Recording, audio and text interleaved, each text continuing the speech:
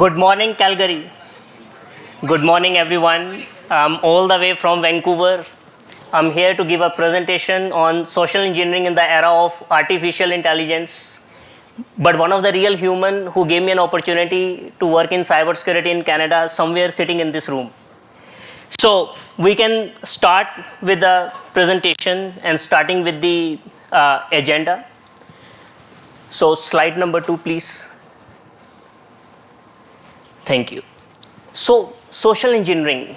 So Black Friday and some of the other events in Canada, we often see lots of text messages. And one of the surprising text messages we see in Canada, the CRA giving us $55. Please click on this message and you will be the lucky customer. And somehow if I have $3 in my bank account, I would be surprised. At least someone think about me. That someone is thinking about me more than our family members, right? Sending us the money all the way from maybe a AI. So next we will talk about the family. It's a family tree. So everything is connected with each other. How we are assuming the information, how we perceive the information, everything is integrated. From all the way the hotel you stay over here, the house you live, the internet you are connected, all the networking devices we are listening to, they all are listening what we do. Intersection of AI and social engineering. When we talk about AI, everyone, including myself, we talk about ChatGPT. I don't think so. The life can run, it's not Tesla EV. It's a fuel for life, fuel for AI. So we need a ChatGPT somehow to construct our ideas and build a theory. Then after some of the case studies, interesting case studies, we will look into it, the data we have collected from different parts of the world and how social engineering and AI, they are linked with each other and how human hacking takes place. Then social engineering, AI and ethics. We often talk about best practices and how best practices are important in the industry.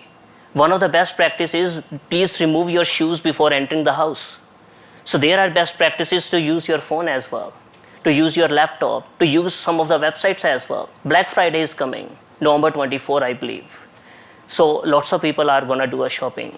They don't worry about if it's a secure hypertext transfer protocol or a hypertext transfer protocol. They will just jump in. Wherever they can find a better deal, they will purchase it. This is the time where human hackers, they are active. They know that extra 5% discount will bring a smile on your face, vice versa. It can bring a smile on a hacker face as well to get something out from your pocket. Then after, future of social engineering and AI. How can we get rid out of ChatGPT, Google Bard being AI and build some new tools? And will ChatGPT or other AI tools slowly eating our jobs or our career? So let's dig deep into it, starting with the slide number 3, social engineering and human hacking. We often say that based on your profile on Instagram, Facebook, LinkedIn, there are 5 more people exist on this planet. Same information, same profile, same agenda. There are 8 billion, we have 8 billion population. Out of 8 billion, let's say 1 billion users, they are on internet. Canada population 40 million. Let's say 10% population, they use LinkedIn. And someone can use your personal information. Black Friday, we receive a beautiful gift and so immediately we take a picture, post it on WhatsApp, on LinkedIn. Thank you so much. I have my newborn baby girl. So if I'm gonna give her a gift and posting the same gift on Facebook and LinkedIn, that would be devastating as well. Because cyber criminal, they don't have any culture. The only culture they follow to make sure they get some money out from you. The other way around, when we look into our mobile phone as well, and we connected with the internet, and Starbucks is one of the great example over here. At Starbucks, people don't go to drink a cup of coffee. They go to use a free Wi-Fi. It's a free parking space which you can use anytime, anywhere, wherever you have Starbucks. So over there, when you are connected with the Starbucks Wi-Fi, you're sitting next to your friend, you ask your friend, my internet is not working well. Are you connected with the same Wi-Fi? No, I have Starbucks Wi-Fi just for you. And I'm connected with that Wi-Fi. And that is basically a rogue access point established by some of the cyber criminals. If I'm not from a cybersecurity background or not from an IT background, it's very hard for me to determine what is real or what is based on AI or what is created by the human just to take our information. So every time, VPN, I think it's a untold and old story. If you use VPN, you thought like I'm anonymously accessing the internet and everything is fine. That's not correct. You have to be aware. That's where cybersecurity awareness plays an important role. That's what is social engineering. To make people aware, to make sure they aware about the different types of social engineering exist. That's what we are going to talk about in the next slide. So I have categorized on the basis of 4 different categories. We have digital, we have human, physical, and AI. Physical category is one of the most challenging one and the crucial for any company. Maybe you have $1 million software in your company, but in return, you don't have a smart doorbell, you don't have a biometric, you don't have anything in the physical protection from the company point of view. So people can follow you while you are going inside the company. So for example, we are here. So at the registration point, they check our ID, they ask us few questions, and you can also prioritize the security level at Bow Valley College for the cybersecurity conference. That could be a social engineering attack as well. Did anyone check my ID? Did anyone verify that, did I buy a tickets? So this question we should ask ourselves. Then online impersonation, which is in digital based, the category number 3. Man in the middle attack, DNS spoofing, email, and fake profiles. So never ever share about the secret conversation from your company over the internet, because you're basically allowing the cyber criminals to create a same profile and add that particular information. As a social engineering practitioner, I would recommend everyone to make sure that do not share any information which includes your date of birth, your email, your phone number publicly over the internet. Sometimes we are too excited in our life. We just want to share the information with our friends and family members. Let's take an example. I'm your best friend, best of the best friend on this planet. Last year I visited your home, I connected with the internet, you shared your Wi-Fi password with me. Now I turn into a cyber criminal. You have no idea. I again visited your house. You offer me some of the cakes, I eat, but at the same time I use your internet connection to do a cyber crime. So security first. You have to make sure that the only person you can trust in the cyber world is you. It's not about a charity. It's not about something for non-profit. It's about you and your personal information. Then we have a AI based. These cyber criminals, they are pretty sure like the trigger points as a general human we are following. It could be a Boxing Day, it could be a Christmas, it could be Black Friday. So they know that this user behavior plays an important role and the websites they are browsing over the internet. Often we buy $2,000, $3,000, $4,000 laptop, but we hardly focus on a $30 antivirus because we don't feel like this is important for my laptop. And we often feel like that antivirus companies are made for money. Everything is a business. We are here, it's a part of the business. We are outside, we are delivering information. At the end of this, there has to be a report. Anyways, I can go ahead. So now manipulating visuals. Now we have ChatGPT, and over ChatGPT we can easily find any information, and those information we can use to manipulate the other user profiles as well. One example I would like to give over here, which could be an AI based attack as well. On our phone we have 250, 300 connections, contacts list in our phone. And if you can take a look, the calls which you have made last month, not more than 6 connections. So the other 244 left this country, they have already turned down their phone, and now someone else is using that particular number to manipulate that particular identity to get some information from your side. Christmas came.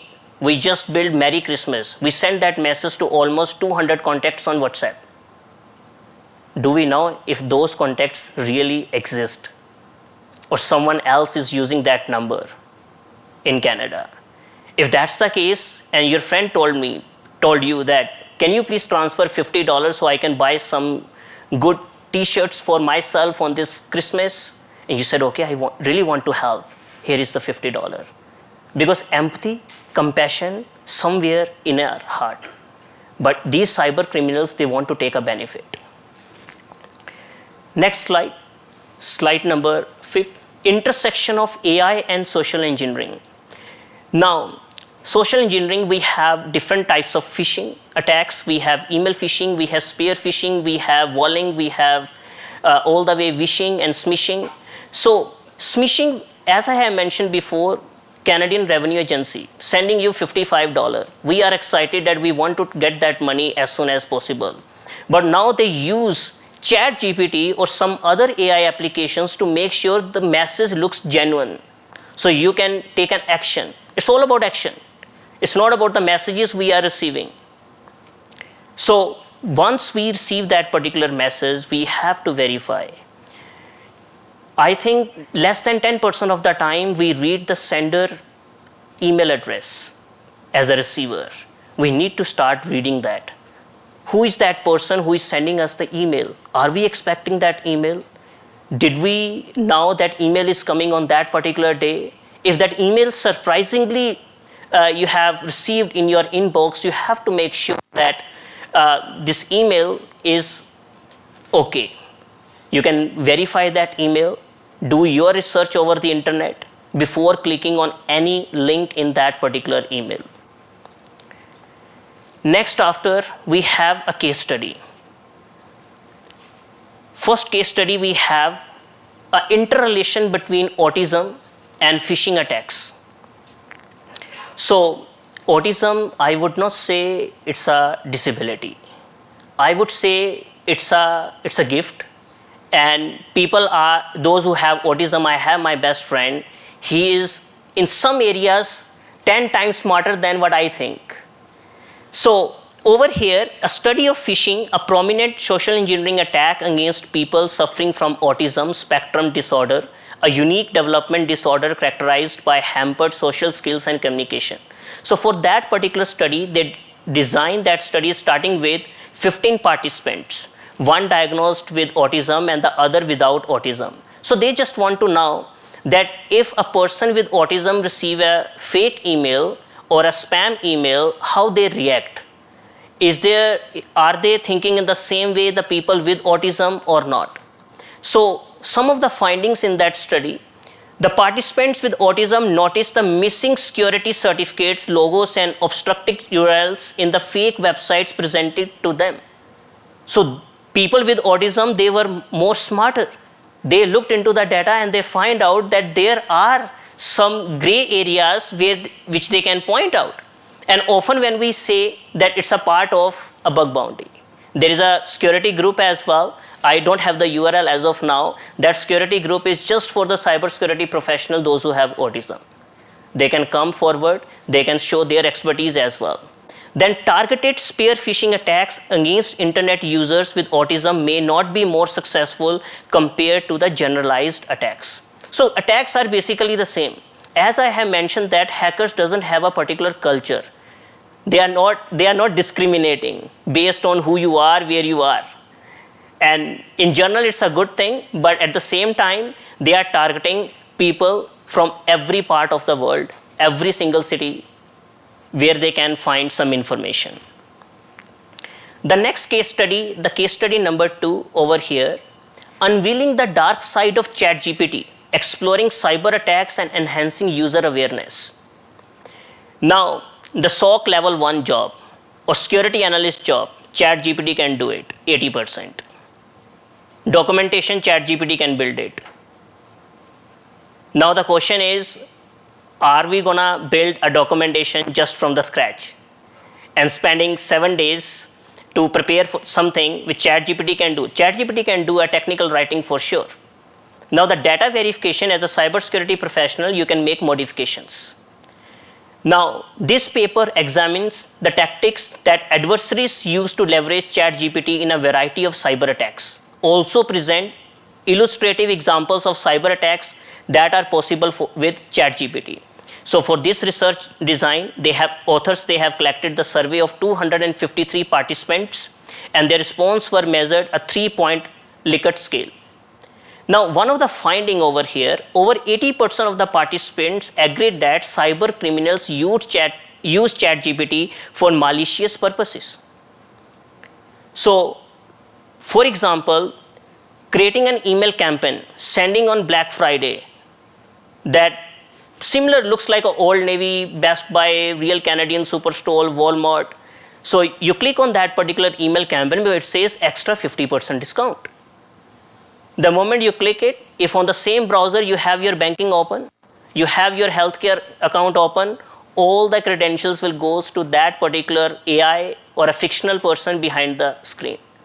And that person will try to retrieve all the information which you have on your browser. Then after, we have some ethical considerations and their solution. So unauthorized access to sensitive information. In cybersecurity, we often call it principle of least privilege. But implementation is a little bit critical as well. You have to categorize the people based on their designation, based on their defense in depth, how many layers of security you have put it. People often call it that if we have multi-factor authentication, we are more secure. If in the multi-factor authentication, you have password admin at 123, you are not secure, even though you have multi-factor authentication. So I have built some solutions over here. One of the ethical solution, employee training. We often call it cybersecurity awareness training. So what is awareness? So awareness is endless and limitless. You need to be aware the system you are working on in the company, whether it is a bring your own device, choose your own device, corporate owned personal enabled device, or the device which is business purpose only. You have to make sure that you know the legal consequences as well to use that device and deploy a software which is prohibited by the company. So employee awareness training, starting with emerging threats, phishing. So they get to know that. So basically the cybersecurity awareness training for non-IT employees. They get benefit more than anyone else. One of the platform I have seen most of the Canadian companies, they use Nobi4. So they use that particular platform to leverage their customers on cybersecurity awareness training, or you can build your own platform as well and provide some of the instructional videos to them where they can get the knowledge. The second solution over here, the data security. Now we have 3 types of data. The first data we have saved on our device. The second data we have on the physical storage, outside external drives, maybe a solid state drive or a hard disk drive. The third data we have a cloud storage. Now, cloud storage is one of the toughest platform to secure. The thing which I don't own, and someone is asking me to secure that particular platform. So I'm using those services from AWS. I'm using those services from Microsoft and Google. Now, if Amazon Web Services goes down, what will happen? My services goes down. Even though they have edge locations, they can transfer my data from one location to another location as well. But I'm dependent on the third party. So cloud computing is just renting the same machine, same deployment infrastructure from a third-party companies. So basically you are not using your computer, you are using somebody else's computer to do the same thing. Then after, we have legal compliance. In Canada, we have Consumer Privacy Protection Act. We have some international regulations as well, GDPR, Sarbanes-Oxley Act, FedRAMP, and all these different legal compliance and the frameworks we use to enforce some of the security measures in the company is very critical. A company might use a risk assessment report to use NIST as well, cybersecurity framework. They can use COBIT as well, or some other frameworks. But make sure that the report which you are generating as a newbie cybersecurity engineer, it has to be technical. It has to be technical and easy to understand by the people, those who are not technical as well. Because you cannot ask your manager that, do you have a cybersecurity degree? Or do you have experience in cybersecurity?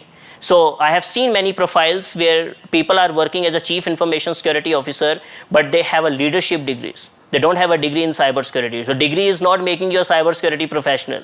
The experience makes the cybersecurity professional over here. Then after, the future of social engineering and AI. So we have AI driven technologies as well. So some of the phishing campaign as well, we can use GoFish as well. That's, I think, one of the basic email campaign which as a company you should use and design a campaign and send all of your staff members without their prior consent. So you need to check how many employees. After you give them cybersecurity awareness training, now this is the time to test out what did they learn. If I got a new cybersecurity job and I got an orientation, in that orientation they said, okay, please complete cybersecurity awareness training. I will ask my roommate or someone else, please do it because maybe I don't have time. And many people do that. So in that particular case, you need to test out where your employees stand. Then you can better provide the cybersecurity awareness training to them. Then use of AI to analyze and exploit human behavior. So there are some AI tools where you can generate hundreds of fake Facebook profiles with the same data, with the same information. Remember one thing, if you know how to do programming, you can build anything. That's it. C language, C++, Python, Go programming is same for everyone, whether you are a human or AI. So they will use the same way to build up a technology. Then after, if there is any questions for me, please let me know. I would try my best to answer. Thank you so much, everyone.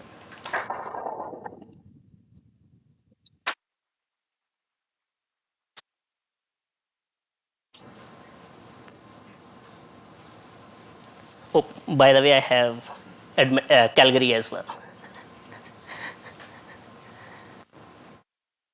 Yes, please. You know how prominent like there's other chat programs like GPT, like prominent those are and how accessible they are? So that's a great question. We have a warm GPT as well. We have many different variations. So it depends whom you are targeting. Who is your target user? Your target user is a novice, is a beginner level, intermediate level, or advanced level. What sort of infrastructure they have. So if you are targeting a user, first of all, you will do your research. Where the user is, what's the infrastructure, there is a possibility the user doesn't have even encryption enabled for the network. Anyone can come and join the network. So that's the case. Who's your target user? That is very important. Yes, please.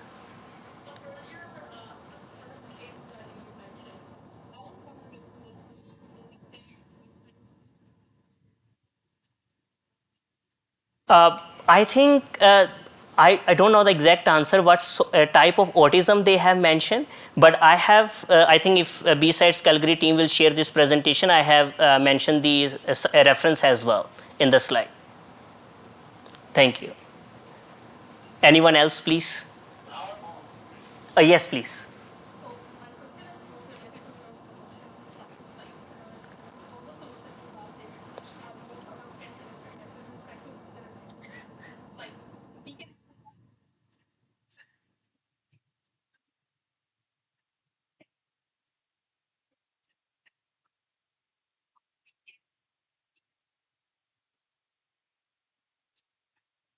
So ethical solutions, you can put it under your policies as well, and that should be a part of the onboarding process when a user joins the company, right? User awareness will come into picture once the person is a part of your company. So ethical solutions, you should have ethical policies designed for your company as well, where how to store the data, for how long you can store the data, best practices to use Slack, best practices to use Microsoft 365, Google Workspace and all.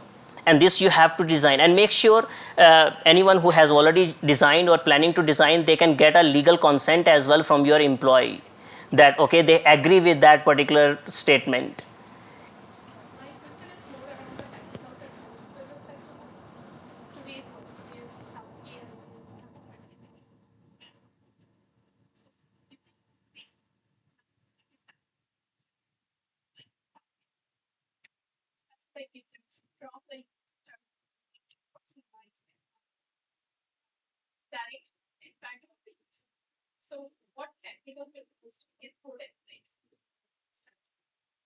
So one, so first of all, it's very hard to put a ethical controls on a generalized audience.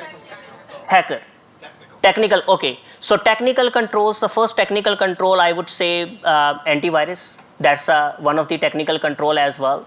The second control is patch management as well. So make sure that you can aware your employee as well that if they can put the patch management on the real time as well. And the third technical control over here, next generation firewall, they can put it as well to filter the data, to filter the traffic. No problem.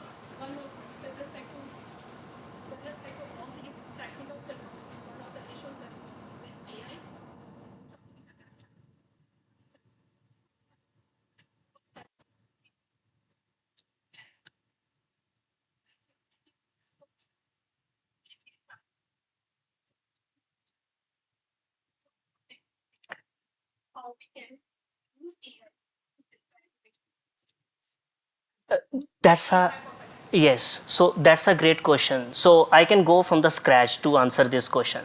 So every company does have a business plan, right? A business plan has two components: financial plan and marketing plan.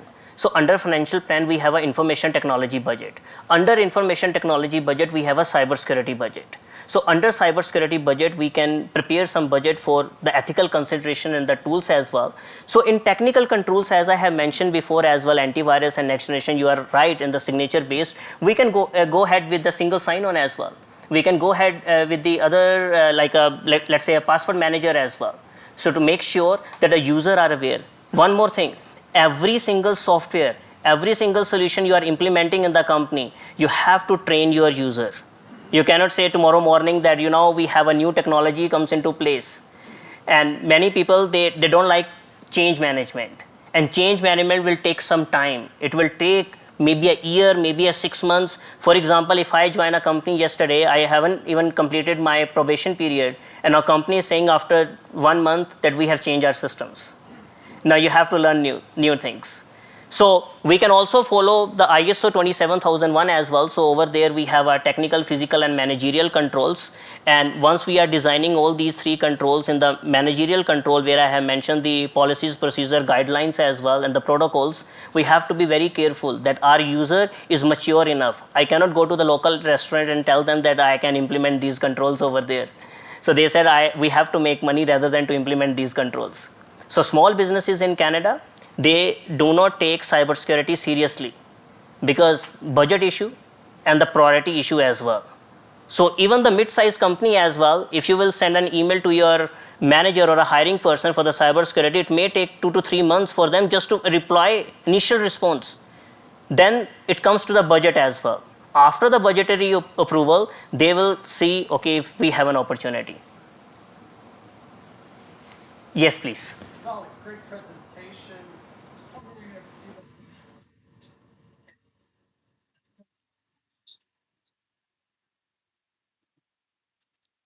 Sadly, I was checking Canada.ca yesterday and I was looking some of the AI ethics and the AI laws. There is one in case of law is judicial law that we have the AI laws as well, but for the general audience we don't have a law. I haven't read so far. So I was trying to find and include that part in my presentation, but I did not find it. And moreover, now Consumer Privacy Protection Act almost take over PIPEDA in Canada. So we have a Privacy Act. And one more thing, Canada has 10 provinces and 3 territories. Every province and territory, we have a law. So for example, I'm from British Columbia, I'm from Vancouver. So we don't have a healthcare law, local healthcare law. So we rely on federal law. Although it's interlinked, but we don't have that law for our province. Nova Scotia does have it, Ontario does have it, but BC doesn't have it. And Alberta and British Columbia, for the general audience, they share their privacy law with each other. It's the common one. Any other questions, please? Oh, yes, please. In what ways can we use AI on the defensive side?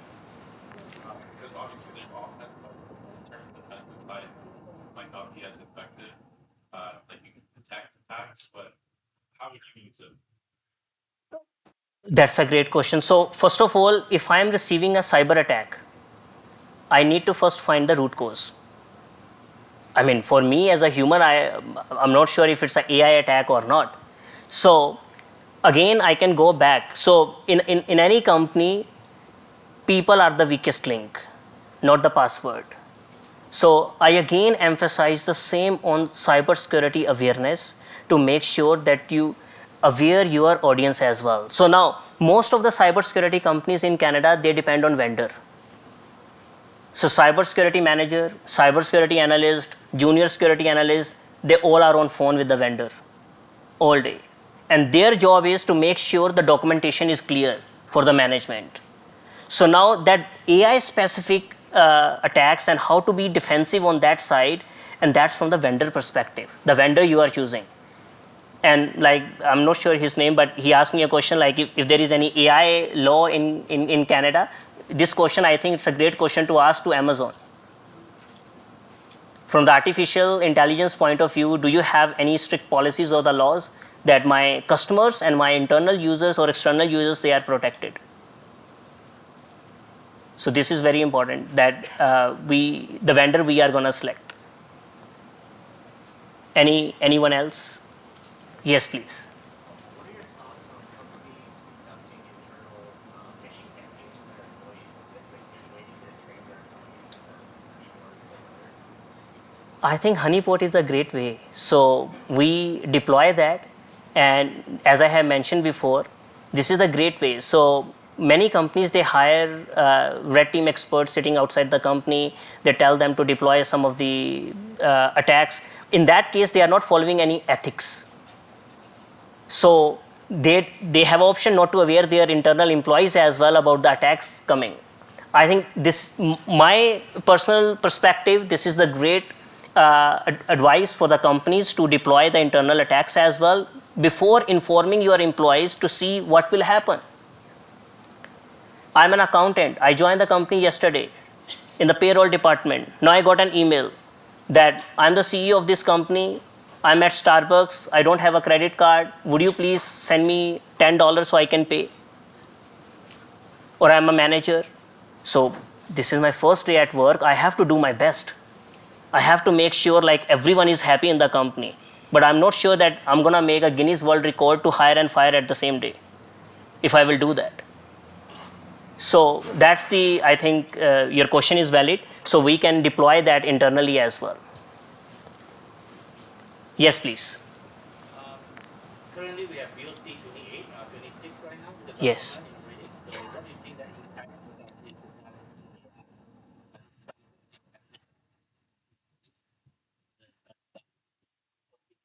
So I think the new bill, it will definitely strengthen the AI side of the policies as well. But as a general audience, I don't know what is bill that, right? And I don't have any resource where I can read it or government send it to my home, right? How many people like our neighbors, they know there is a new bill and that it comes out, because we are in a country where 60 to 70% people are immigrants, including myself. If I'm pretty new in this country, do I know Canadian policies? Did anyone teach me? Did anyone told me that I have to clear the Canadian policies exam before to migrate this country? There's nowhere that information. And I think it will strengthen the AI, but not for the general audience, because general audience is so far with the fact that they don't know the policies. Thank you very much. No problem. Thank you so much. Take care, everyone. Thank you.